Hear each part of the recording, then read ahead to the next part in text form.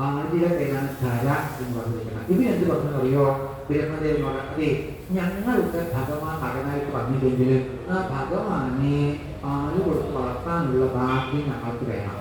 എന്നാൽ എന്ത് ചെയ്യാം? ഞങ്ങള് പോയി പറക്കാം. അത് കണ്ടുകൊണ്ടിരിക്കുന്ന ആളുകൾക്ക് പോലും കേട്ടുകൊണ്ടിരിക്കുന്ന ആളുകൾക്ക് പോലും ഭക്തി ഉണ്ടാവണം എന്ന കാര്യത്തെ ബ്രഹ്മദേവനോട് ചോദിച്ചു എന്നാണ്. തഥാസ്തു എന്ന് അനുഗ്രഹിച്ചു എന്നാണ്. അങ്ങനെ ദ്രോണനും ധരിയുമാണ് ആരായിട്ട് വന്നത്?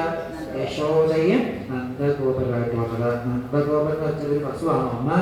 ഈ നന്ദഗോപര് ആനന്ദത്തെ ഗോപ്യമായിട്ട് വെച്ച ആളാണ് എന്നാണ്. ആനന്ദം വെച്ച ഭഗവാൻ സച്ചിദാനന്ദ രൂപായ അല്ലേ എന്ന് പറയില്ല. വിശ്വോത്പത്തിയാദി ഹേതവേ എന്നൊക്കെ പറയില്ല. അതാണ് സംഭവം എന്നാണ്. അപ്പൊ ആനന്ദത്തെ ഗോപ്യമായിട്ട് സ്വീകരിച്ചാണ് നന്ദഗോപൻ പറഞ്ഞത്. യശോദ എന്ന് വെച്ചാല് കീർത്തി ദാനം ചെയ്തവൾ എന്ന വാക്കിന്റെ അർത്ഥം. യശസ്സിനെ ദാനം ചെയ്യുന്ന ആളാണ് യശോദ എന്ന് പറയുന്നത്. അതുകൊണ്ടാണ് അപ്പൊ എല്ലാത്തിനെയും ദാനം ചെയ്താൽ നമുക്ക് എന്ത് ചെയ്യുള്ളൂ?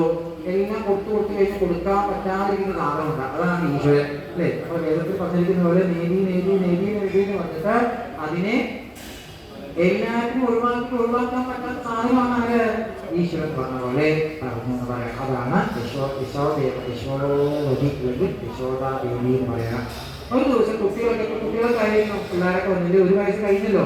അങ്ങനെ കുട്ടികളൊക്കെ കൂടുതൽ കുട്ടികളായി. കുട്ടികൾ വന്നു കളിക്കാൻ പോവായി. കളിക്കാൻ പോകുന്ന സമയത്ത് എന്ത് ചെയ്യുന്ന വെച്ചാല് എല്ലാവരും കൂടി ഞാവൽപ്പഴം തുടങ്ങിയിരിക്കുന്ന സാധനങ്ങള് എന്ത് ചെയ്തു?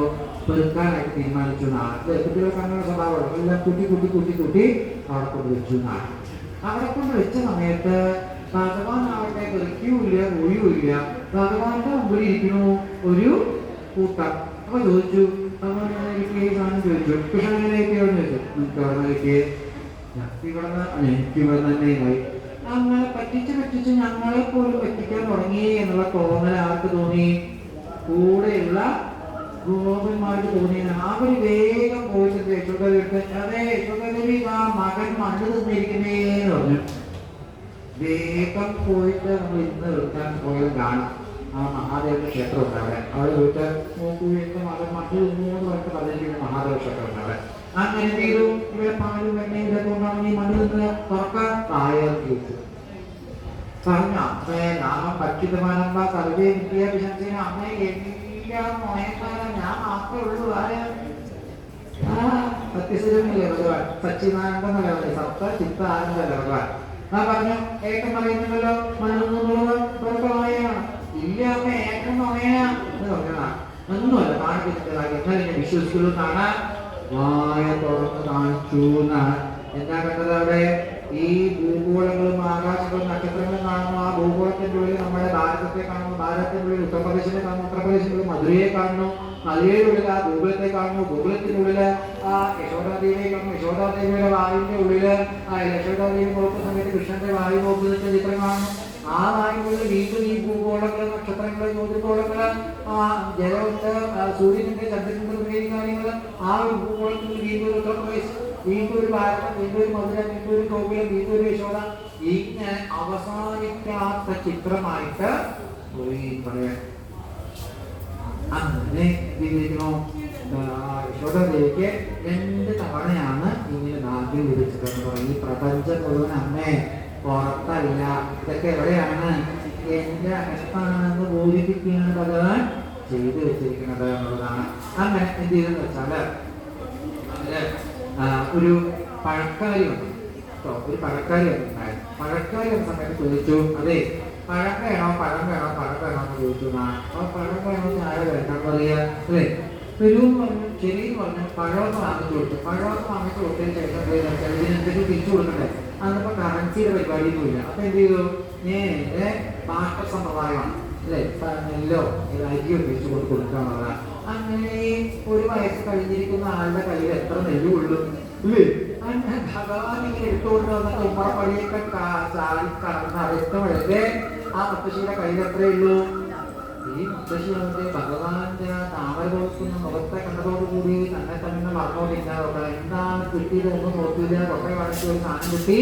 ഒരു യന്ത്രം ചലിക്കുന്നത് പോലെ തന്റെ വീട് വരെ എത്തിയാണ്. വീട്ടിലെത്തി സ്വബോധം വന്ന് നോക്കുന്ന സമയത്ത് എന്താണ്? വിലമതിക്കാൻ കഴിയാതിരിക്കുന്ന രത്നങ്ങളും സ്വർണ്ണങ്ങളും ആഭരണങ്ങളൊക്കെയാണ് കിട്ടിയതെന്ന് പറയാം. ഇന്നാണെങ്കിലും വെട്ടിയിട്ടില്ലേ, നമ്മൾ നേരെ പോലീസും കോടതിയും വന്നിട്ടുണ്ട്. പിന്നെ പക്ഷെ അവിടെ എന്താണ് വെച്ചാൽ എന്താ പറഞ്ഞതിന്റെ അർത്ഥം എന്നാണ് കേട്ടോ, ഭഗവാനെ ആശ്രയിച്ചാൽ നമുക്ക് വിലമതിക്കാൻ കഴിയാതിരിക്കുന്ന അവസ്ഥയിലാണ് എത്തുകയെന്നുള്ള കാര്യത്തെ ഇവിടെ പറയുന്നത് എന്നാണ്. അപ്പോഴാണ് എന്തെന്ന് വെച്ചാൽ അപ്പൊ കൂട്ടുകാരന്മാരായി, അതുപോലെ ഗോപന്മാരായി, ഗോപികളായി കുട്ടികളെ എടുത്തു കൊടുക്കാൻ തുടങ്ങി. ഭഗവാനാവട്ടെ തന്റെ ലീലകളെ പതുക്കെ പതുക്കെ വലുതാക്കിക്കൊണ്ടിരുന്നു എന്ന് പറയാണ്. അങ്ങനെ അടുത്ത വീടുകളിലേക്ക് പോകാൻ തുടങ്ങി. പശുവിനെ കെട്ടിയിട്ട് പശുക്കുട്ടികളൊക്കെ എന്ത് ചെയ്യാൻ തുടങ്ങി, അഴിച്ചു വിടാൻ തുടങ്ങി എന്നാണ്. പാലും വെണ്ണയും ഒട്ടിക്കിടക്ക പതുക്കെ പതുക്കെ തുടങ്ങിയെന്ന് പറയണ. ഭഗവാൻ വരുന്നു എന്ന് അറിഞ്ഞുകൂടി അവരെന്ത് ചെയ്തു, പാത്രങ്ങളൊക്കെ കമഴ്ത്തി വെക്കാൻ തുടങ്ങിയതാണ്. അപ്പം എന്ത് ചെയ്തു, ഭഗവാൻ അവരെ വഴിയിട്ടെല്ലാം പൊട്ടിച്ചിട്ട് സുഖമായിട്ട് പോയി. സാധനങ്ങൾ എന്തെങ്കിലുമേ വെക്കേണ്ടുള്ളൂ എന്നാണ്. എന്താ അറിയോ, ഈ നാളേക്ക് എടുത്തു വയ്ക്കുന്ന സമയത്താണ് നമുക്ക് പ്രാരബ്ധം വീണ്ടും കൂടുന്നത്. അപ്പൊ എന്ത് ചെയ്തു, ഈ സാധനങ്ങളിലുള്ള ആഗ്രഹത്തെയൊക്കെ തീർക്കാൻ വേണ്ടി ഭഗവാൻ പൊട്ടിച്ചു എന്നാണ്. പിന്നെ ഒന്നുകൂടിപ്പഴം എന്താ പറയോ, കുട്ടി ഉറങ്ങുന്ന കുട്ടിയുടെ ചന്തിക്ക് നുള്ളി എന്നൊക്കെയാണ് അവിടെ പറയുന്നത്. ഇവിടെ അതൊന്നും പറഞ്ഞില്ല കേട്ടോ, ശീർഷകമായിട്ട് അങ്ങനെയൊന്നും പറഞ്ഞില്ല. എന്തായാലും അങ്ങനെ ഓരോ കവികൾ, ഭക്തകവികൾ അങ്ങനെയൊക്കെ കാര്യങ്ങളൊക്കെ പറഞ്ഞിട്ടുണ്ടെന്നുള്ളതാണ്. അങ്ങനെ എന്ത് ചെയ്തിരുന്നു, ഗോപിമാരെല്ലാവരും കൂടെ വലിയായിട്ട് വന്നിട്ട് ഓരോ പരാതി പറയാൻ തുടങ്ങി. നാഥ ഇന്നലെ വന്നിട്ട് എന്ത് ചെയ്തു, പാലും വെണ്ണയൊക്കെ മോഷിച്ചു എന്നാണ്. ആ കുട്ടി കൊന്നത് ഒരു കുട്ടി എത്ര കഴിക്കും പാലും വെണ്ണ? പക്ഷെ ഇത് അതല്ലേ, ആ കൂടെ ഒരുപാട് കുട്ടികളുണ്ട്, അവർക്ക് കൊടുക്കുക. അതും മാത്രമാണോ? അല്ല, ആർക്കാണ് കത്ത കൊടുക്കുന്നുണ്ട്, കുഴങ്ങനെ കൊടുക്കുന്നുണ്ട്, പൂച്ചക്ക് കൊടുക്കുന്നുണ്ട്, പട്ടിക്ക് കൊടുക്കുന്നുണ്ട്. പറഞ്ഞ പോലെ ബാക്കിയുള്ളവരെ കൊടുത്തു വെച്ച് നമ്മൾ ഈ പാലും വെണ്ണയും വിറ്റിട്ടല്ലേ ജീവിക്കുന്നത്. നമുക്ക് എങ്ങനെ ഇതൊക്കെ നഷ്ടപ്പെട്ടു എങ്ങനെ എന്ന് യശോദയെന്ന് പറയണം. ഇങ്ങനെ ഓരോരുത്തരും ഓരോ പരാതി പറഞ്ഞു. യശോദായി പറഞ്ഞു, ഈ മൺകലമൊക്കെ എല്ലാം പൊട്ടിച്ചത് ഞാൻ എന്ത് ചെയ്താൽ നിങ്ങൾക്ക് ഓരോ ഉദ്ഗലം തരാനൊക്കെയാണ് കവിമാര് പറയുന്നതാണ്. എന്താണെന്ന് അറിയോ, ഇന്നലെ കൃഷ്ണൻ ഞങ്ങളുടെ വീട്ടിലേക്ക് വന്നു, ഇന്ന് വന്നില്ല എന്നുള്ള പരാതിയാണ് ഞാനുള്ളതെന്നാണ്. കൃഷ്ണനെ കണ്ടുകൊണ്ടിരുന്ന നമ്മുടെ ദുഃഖങ്ങളെല്ലാം വീഴുന്നു എന്നുള്ള ബോധ്യം അവർക്ക് വരാൻ തുടങ്ങിയെന്ന് പറയാം. അപ്പോഴെന്തെന്ന് വെച്ചാൽ ഇതൊന്നും അമ്മ എങ്ങനെ വിശ്വസിക്കുന്നില്ല. അപ്പോഴെന്ത് ചെയ്തു, അമ്മ വിശ്വസിക്കാൻ വേണ്ടി ഭഗവാൻ ഒരു ലീലയായി. അതാണ് ദാമോദര ലീല അല്ലേ. അപ്പൊ ദാമോദര മാസം എന്നാ പറയുന്നത്. ഭഗവാൻ എന്തെന്നറിയോ, എല്ലാ ദിവസവും വിളിച്ച് എന്നിട്ടാണ് എനിക്ക് ഭഗവാൻ എണീച്ച് കഴിഞ്ഞാൽ ഒരു പണിയും ചെയ്യാൻ പറ്റില്ല. അപ്പോഴെന്തെന്ന് വെച്ചാൽ ഭഗവാൻ എണീക്കുന്നതിന് മുമ്പ് തന്നെ ആ കയ്യിലൊക്കെ കടന്ന് വെണ്ണയാക്കി വെച്ച് പിന്നെ ഭഗവാന്റെ പിന്നെ കണക്കുള്ള ഉദ്ദേശത്തില് കയ്യിൽ കിടക്കൊണ്ടിരിക്കുകയാണ് നമ്മുടെ യശോദ ദേവി. നല്ല ചിത്രമായിട്ട് പറയണം. എന്നൊക്കെ പറയണ്ട, നല്ല പ്രജേശ്വരി ആയിരിക്കുന്നുണ്ട്. പച്ച സാരിയൊക്കെ കൊടുത്തിരിക്കുക, ഊട്ടിയാണ്, മഴകള്, അതുപോലെ തന്നെ മാലകള് തുടങ്ങിയ സാധനങ്ങളുണ്ട്. അതുപോലെ തന്നെ എന്തിരിക്കണോ, ആ കയ്യിൽ കടയുന്ന സമയത്ത് നല്ലൊരു വ്രതമുണ്ട്. പിന്നെ പാലും തന്നെ കഴിക്കുന്ന കുറച്ച് കരിയുണ്ട്. അങ്ങനെ ശരീരമൊക്കെ ഉണ്ട് ഇളക്കി ഇതൊക്കെ ഇങ്ങനെ നല്ല ഭഗവാനെ കുറിച്ച് പറഞ്ഞിരിക്കുന്ന പാട്ടുകളൊക്കെ ഇങ്ങനെ പാടി കയ്യിലൊക്കെ ഇങ്ങനെ കലക്കുന്ന ചിത്രമാണ് ശീർഷകമോഷി കാണിച്ചു തന്നിരിക്കുന്നതാണ്. അപ്പൊ എന്തെന്ന് വെച്ചാല് ഭഗവാൻ തലയൂർന്ന് മടങ്ങി വെച്ചിരിക്കുന്ന കൺമോഷി തുടങ്ങിയ സാധനങ്ങളൊക്കെ മേത്തൊക്കെ ആക്കിയിട്ട് അമ്മേന്ന് പറഞ്ഞിട്ട് കഴിഞ്ഞു വന്നു. അപ്പൊ യശോദ വെച്ച് ഇനിയിപ്പോ വിളിക്കാതെ കഴിക്കാൻ തുടങ്ങിയില്ലേ, വിളിക്കാൻ എന്നൊക്കെ പറഞ്ഞാൽ വേഗം കൊണ്ടുവന്നിട്ട് കാലെടുത്ത് മടിയിൽ വെച്ചു. അപ്പോഴും മനസ്സിലായി വിശക്കുന്നുണ്ട് മനസ്സിലായി. ശരിയെന്ന് പറഞ്ഞു, നീ ഭഗവാൻ മടിയിൽ വെച്ചു. മടിയിൽ എടുത്ത് നേരെ പാല് കുടിക്കാൻ തുടങ്ങി. ആ കുഞ്ഞിരിക്കുന്ന മുഖം നോക്കുന്നുണ്ട്, യശോദാദേവി ചിരിക്കുന്നുണ്ട്, ഭഗവാൻ ചിരിക്കുന്നുണ്ട്. അങ്ങനെ ഒരു അമ്മയുടെ നിർവൃതി അല്ലേ, ഒരു കുട്ടിയെ കിട്ടിയിട്ട് പാല് കൊടുക്കുക എന്നുള്ളതാണ് അമ്മയുടെ നിർവൃതി. രണ്ടുപേര് ആസ്വദിച്ച് പാല് കൊടുക്കുന്നുണ്ട്, പാല് കുടിക്കുന്നുണ്ട്, അതിനോടൊപ്പം ചെയ്യുന്നുണ്ട്, കയ്യില് നടന്നുകൊണ്ടിരിക്കുന്നുണ്ട്. ഇങ്ങനെ ഈ പരിപാടികൾ ഒരുമിച്ച് നടക്കുന്ന സമയത്താണ് അടുപ്പിൽ വെച്ചിരിക്കുന്ന പാല് പാത്രം ഇങ്ങനെ തുളുമ്പി പോയി എന്നുള്ള സംഭവം കാണുന്നത് കേൾക്കുന്നതാണ്. ഉടനെ എന്ത് ചെയ്തു, ഭഗവാനൊക്കെ മാറ്റി വെച്ചു. ഭഗവാൻ വിചാരിച്ചു എന്നെ കിട്ടാൻ വേണ്ടി ആൾക്കാര് അല്ലേ എത്ര ആണ് കരഞ്ഞുകൊണ്ടിരിക്കുന്നത്, ഇതിപ്പോ കയ്യിൽ കിട്ടിയിട്ട് എന്നെ മാറ്റി വയ്ക്കല്ലേ. ഭഗവാൻ ദേഷ്യമെന്ന് പറയുന്നത്. എന്ത് ചെയ്തു, നീ എന്നെ അവിടെ പുറത്തു പോയി സമയത്ത് അരിയാട്ടിലല്ലോ അങ്ങനെ സാധനമില്ലേ, അതിന്റെ കുഴപ്പമൊരു സാധനം ഉണ്ടാവില്ലേ, അതിനെ എടുത്തുകൊണ്ട് എവിടെ ഇട്ടു, പൊട്ടിച്ചു എന്നാണ്. ബട്ടറിപ്പാട് സംഭവിച്ചില്ല എന്നാണ്. എന്താ അറിയോ, പകുതി പറഞ്ഞത് നീ പൊട്ടിക്കണമെന്നുണ്ടെങ്കിൽ ആ മത്തന്നെ പോലെ അല്ലെ, കയ്യിൽ കഴിയുന്ന മത്തന്നെ പോലെ എന്നാണ്. അപ്പൊ എന്താ അറിയോ, അന്ന് എഴുതിയ സമയത്ത് അത് മാറ്റി എഴുതാനായിട്ട് ഭഗവാൻ പറഞ്ഞു എന്നാണ് ഗുരുവായൂരപ്പൻ. അപ്പൊ ഗുരുവായൂരപ്പനോട് പറഞ്ഞു, അതെന്താ ഭഗവാന് സംഗതി നിങ്ങൾ അടുത്തല്ലേ ഈ കൂടിയിരിക്കുന്നത്, അതുകൊണ്ട് പൊട്ടിച്ച പോലെ ഈ സാധനം കാണുമ്പോഴാ ഒരു ദേഷ്യം വന്നുകൊണ്ട് ഞാൻ ആ സാധനം കണ്ടിരിക്കുകയാണ് അല്ലേ. അതുകൊണ്ട് ആ പുറത്ത് പോയിട്ട് ഈ ആറ്റുകളിൽ അരയാറ്റുകളിൽ ആ കല്ലെടുത്തിട്ട് ഇവിടെ കൊണ്ട് നിൽക്കും അല്ലെ. നമ്മുടെ മുമ്പിൽ തന്നെ സാധനം ഉണ്ടാവും, പക്ഷെ നമ്മളെന്ത് കാണില്ല, ദേഷ്യം എന്ന് വെച്ചാല് അത് കാണില്ല. ഒരു ഉദാഹരണം പറഞ്ഞു വെച്ചാല് നീ ഒരു രാമായണത്തിൽ എന്തറിയോ, നമുക്ക് ഈ ഭഗവാൻ ആഞ്ജനേയ സ്വാമി വരുന്നു, ആഞ്ജനേയ സ്വാമി സീതയെ കാണാൻ പോയ സമയത്താണ് അവിടെ എന്തുണ്ടെന്ന് വെച്ചാല് ധാരാളം ചുവന്ന പൂക്കളെ കണ്ടു എന്ന് പറയാ ആഞ്ജനേയ സ്വാമി. ഈ രംഗത്തെ ഒരു സദസ്സിൽ വർണ്ണിച്ച സമയത്ത് ഈ ലങ്ക ഉണ്ടാക്കിയ ആളാണ് വിശ്വകർമാവ്.